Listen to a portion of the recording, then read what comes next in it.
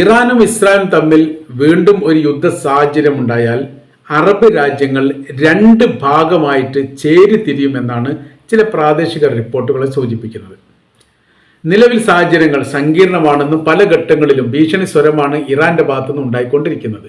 ഒരിക്കലും തങ്ങൾക്കുണ്ടായിരിക്കുന്ന നഷ്ടം നികത്താതെ ഈ യുദ്ധത്തിന് വിരാമം ഉണ്ടാകില്ലെന്ന് വിദേശകാര്യമന്ത്രിയായിരിക്കുന്ന അബ്ബാസ് അറാജി, ഈ ഇറാന്റെ പ്രസിഡന്റ് മഹമ്മൂദ് പെഷഷ്കിയാൻ ഇവരെല്ലാം പറഞ്ഞിരിക്കുന്ന കാര്യം തന്നെയാണ്.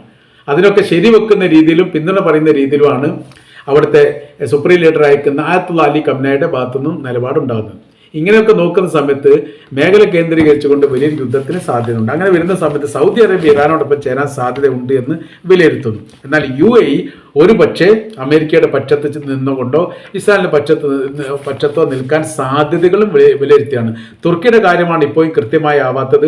അതിന്റെ കാര്യം അവർ എല്ലാ ഭാഗത്തും സ്പർശിച്ചുകൊണ്ട് പ്രതിഷേധിക്കുകയും പ്രതിഷേധിച്ചുകൊണ്ട് സംസാരിക്കുന്നു എന്നല്ലാതെ യുദ്ധവുമായിട്ട് ബന്ധപ്പെട്ട കാര്യത്തിൽ തീർപ്പ് കൽപ്പിക്കാൻ ആയുധവും സൈനികപരമായിരിക്കുന്ന ഒരു ഇടപെടൽ നടത്താനുള്ള ധൈര്യം ഇസ്രായേൽ കാണിക്കുന്നില്ല, ഇറാൻ കാണിക്കുന്ന പോലെ. അതുകൊണ്ട് ഇറാന്റെ പക്ഷത്തോട് ചേർന്നുകൊണ്ട് തുർക്കി നിൽക്കും എന്നുള്ള ഒരു അഭിപ്രായമൊന്നും നിലനിൽക്കുന്നില്ല. ഭാവിയിൽ ഏത് തരത്തിലാണ് വരിക എന്നുള്ളതിനെ കുറിച്ചൊക്കെ നിരീക്ഷണം നടത്തുകയാണ്. യുദ്ധമാണ്, അങ്ങോട്ടും ഇങ്ങോട്ടൊക്കെ മാറി മറിഞ്ഞുകൊണ്ടിരിക്കും രാജ്യങ്ങളുടെ നിലപാടുകളൊക്കെ. അങ്ങനെ വരുന്ന സമയത്ത് തുർക്കി ഒരുപക്ഷെ ചേരാൻ സാധ്യതയുണ്ട് എന്നും ചില രാജ്യങ്ങൾ വിലയിരുത്തുന്നു.